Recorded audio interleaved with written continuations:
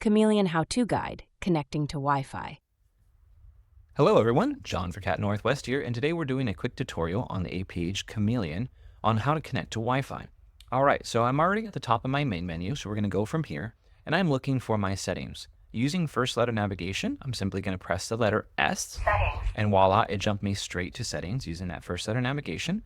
And I'm going to press enter on settings to open it up. Use your settings. Now I'm in the settings and I'm looking for Wi-Fi. So again, using first letter navigation, going to press the letter W to jump me to Wi-Fi. Wi-Fi. There we are. I'm going to go ahead and press enter to open that up.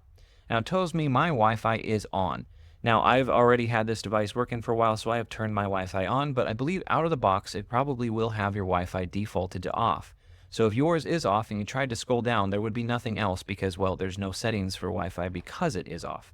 So in order to toggle this on, simply press enter on this option here, and it should toggle from off to on, and then you can scroll down to additional settings for connecting. So mine's already on, so I can go ahead and scroll right down. Status. New connection. And I'm looking for a new connection there. I'm going to press enter, or again, a cursor router key would work as well. Scan for SSID. And then it says scan for SSID. Just in case anybody's not familiar with the SSID terminology, SSID is just tech lingo basically for scan for different networks that are available. And so I'm going to go ahead and press enter to do that. Loading. There we are. And searching Brick house. brick house. And that is my Wi-Fi because I quite literally live in a brick house and I thought that would be funny. Ha ha ha. Anyway, moving on, I'm going to go ahead and press enter on my Wi-Fi name.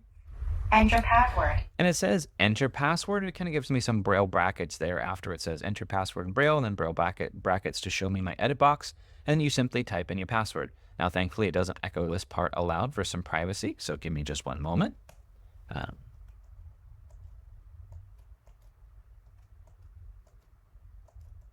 All right, I'll press enter when you're done typing your password, and it should say loading, and in a moment here, it should say connection successful. There we are, connection successful. Scan for SSID. And then it should say connected. Scan for SSID. Wi-Fi connected. Perfect, my Wi-Fi is now connected. And of course, it remembers that, and so it should automatically reconnect in the future. Now, I should mention that when I typed in that Wi-Fi password, I just did that in UEB Braille, so you don't need to worry about computer Braille or anything like this point. Just type it in regular old UEB, and you'll be fine. And now, just to wrap up, I'm going to go back out to my main menu, spaced with all 6 Braille dots, back to the top of my main menu, and there we are, you're connected to Wi-Fi. And well, have a great rest of your day, and we'll see you in the next one.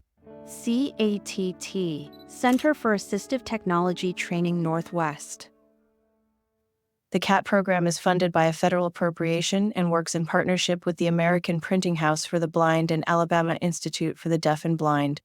Logos: APH, AIDB, and WSSB